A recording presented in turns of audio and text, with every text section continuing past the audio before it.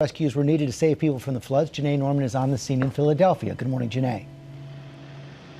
George, good morning. I would never be able to safely stand here on the Vine Street Expressway, a major thoroughfare through Philadelphia, but it is completely flooded this morning still. Yesterday, the water was almost up to those green roadway signs. It has come down some. You can see some of the other street signs are starting to poke out through the water. Crews hauled in the pumps yesterday. They tell us that they have been working through the night, pumping thousands of gallons of water a minute. They're making some progress. The water is beginning to recede, but it is still just a massive mess here from that record Those tornadoes rise and the flooding that also occurred proved to be deadly here in Montgomery County. 4 people, residents of the county, lost their lives. One of them was inside this home here. We're told that a woman from Upper Dublin Township, that's a township just outside of Philadelphia, was inside her home when a tree fell on it. In this neighborhood here, it is one house after another.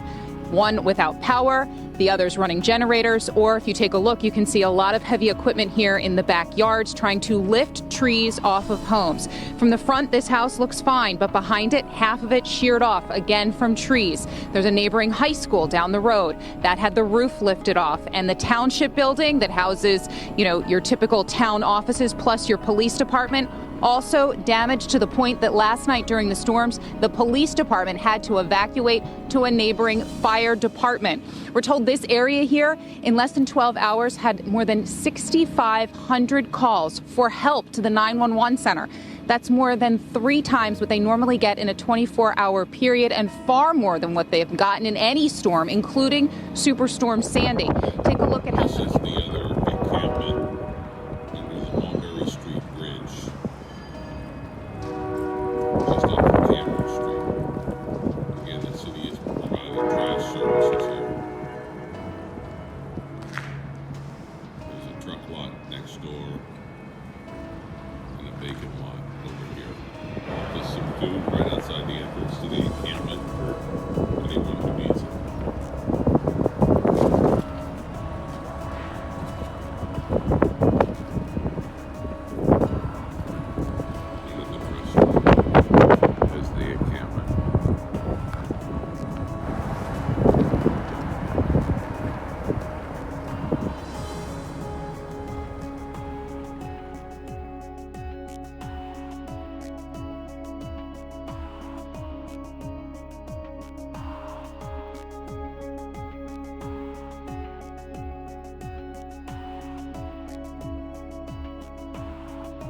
One of the many problems facing Americans today is homelessness. According to the 2020 Annual Homeless Assessment Report to Congress, roughly 580,000 people, or about 18 of every 10,000 people in the United States, experienced homelessness on any single night. This number increased nationwide by nearly 12,800 people between 2019 and 2020, which was almost entirely driven by increases in unsheltered homeless populations. Furthermore, approximately 13,400 people experienced homelessness in Pennsylvania, with nearly 2,000 living in unsheltered conditions. People can be displaced or homeless for many reasons, and those affected by homelessness often face many challenges, including health complications, exposure to unsafe environments, and trouble obtaining a home while rekindling their ability to function in society.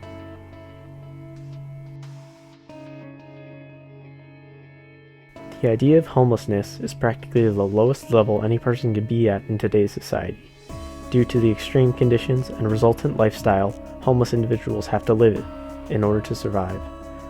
Homeless often have a poor quality of life due to chronic pain associated with poor sleeping conditions and limited access to medications and other resources. And despite the best efforts of public shelters, homeless people still suffer the same illnesses experienced by those with homes, but at rates 3 to 6 times higher. As a result, homeless people have a larger premature death rate than the general population as they struggle to live such a lifestyle. Homelessness can be the unfortunate outcome of many different matters in today's society, including injury, illness, or other health problems racking up expensive medical bills, unemployment, substance use, alcoholism, or other behavioral issues, and other sources of insufficient funds. In addition, homelessness can be caused by various natural disasters. For example, Hurricane Ida made its way through parts of Pennsylvania in 2021, with flooding and tornadoes that initially displaced around 500 families in the southeastern part of the state. Such a large influx of newly displaced people into homeless shelters or hotels is likely to leave many families searching for a place to stay for an extended period of time, creating a need for the upscaling of public shelters and the development of more personal shelters.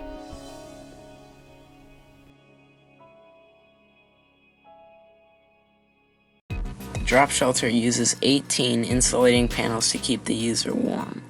These panels consist of 2 layers of cardboard and a layer of double bubble insulation.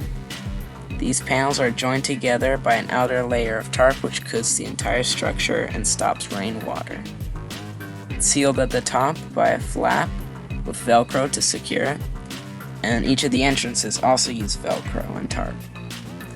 It's a very simple design, ideal for anyone to use the drop shelter with little to no instructions, which complements one of our goals, which is ease of use. Additionally, no stakes are needed because the user's body weight, complemented with the small size of the drop shelter, keeps the shelter from getting tugged by the wind and getting pulled away.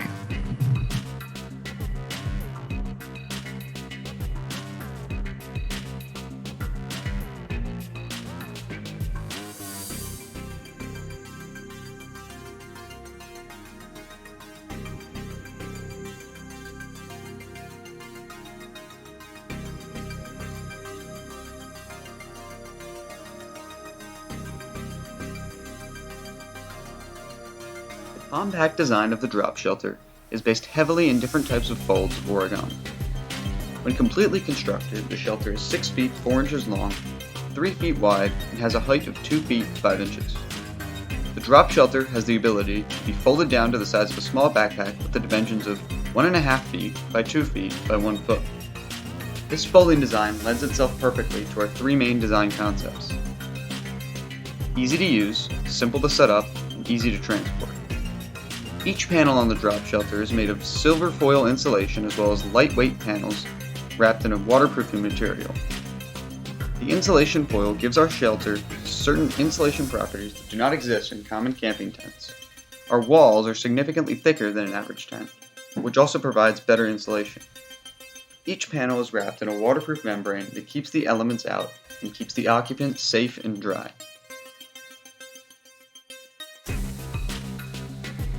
We had 4 main goals in mind when we designed the drop shelter. The first was that it should be cost-effective to produce. This ensures that community organizations can afford to buy enough shelters to meet their needs.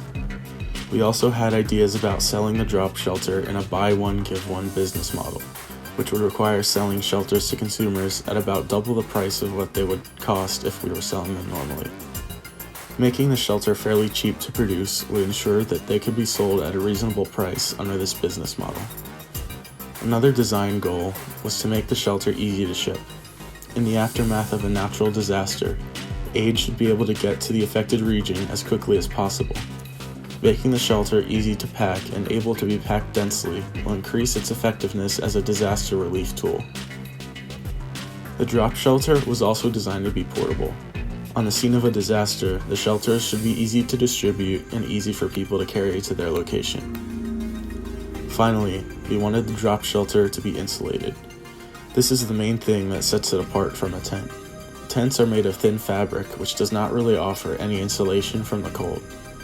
We wanted the drop shelter to be adequately insulated without the need of a bulky cold weather sleeping bag, which can cost upwards of $100.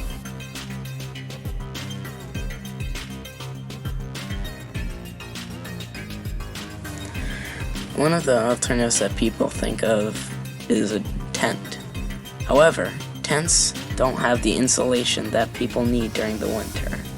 This is one of the things that the drop shelter is trying to replace. Also, normally, tents are made to fit 4 to 6 people. However, normally it's 1 or 2 people in a tent at a time. Drop shelter solves it by making a smaller size, so tents take up less space. Each shelter weighs less than 20 pounds, and with its small size, more than 250 can fit in a standard 20-foot shipping container.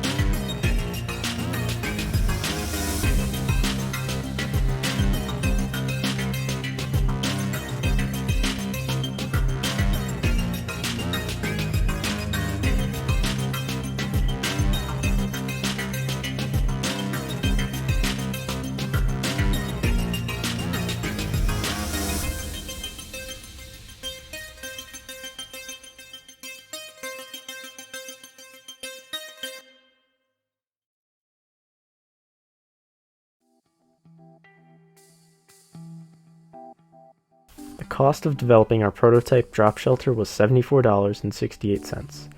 Factoring in an approximate 20% increase in cost for labor during mass production, and then reducing the cost by 30% for decreases in materials costs for purchase in bulk, the price per unit of a single drop shelter would be $62.73. In order to grow the impact of our drop shelters, we would use a buy one, give one business model, where for every drop shelter sold to a consumer, another would be donated to a homeless shelter for distribution. This model has proven successful for other companies such as Bombas, who advertised with the promise to donate one pair of socks to the homeless for every pair purchased. Bombas experienced 40% growth from 2019 to 2020 and made $100 million in profit in 2018. After factoring in our buy one give one business model, the final production price for a retailed unit would be $125.46. After completing a prototype and with experience using the prototype, there are some improvements to be made before it could be used. Most importantly, it's too large to be carried along with other personal items. While this could potentially be an issue in some circumstances, large amounts of these shelters would probably be stored in a central location and just distributed as needed. During the design process, a second shortcoming was found in maintaining the structure's rigidity. In order for the walls to stay upright, they needed 6 rods to be inserted. This took away from some of the simplicity of the drops, so we decided that in a later design we would use magnets and rods to place this up. During construction, we also realized that the attachment of the panels to the tarp using a mechanical connection was not ideal. Instead, in final production, we would use a form of corrugated plastic instead of cardboard and probably melt that directly to the tarp for a strong, permanent connection instead. Finally, the structure was not large enough originally to accommodate people over 6 feet tall, so we could easily extend each panel by a few inches to increase the entire length, which would not affect the folding pattern of the structure or the height and width.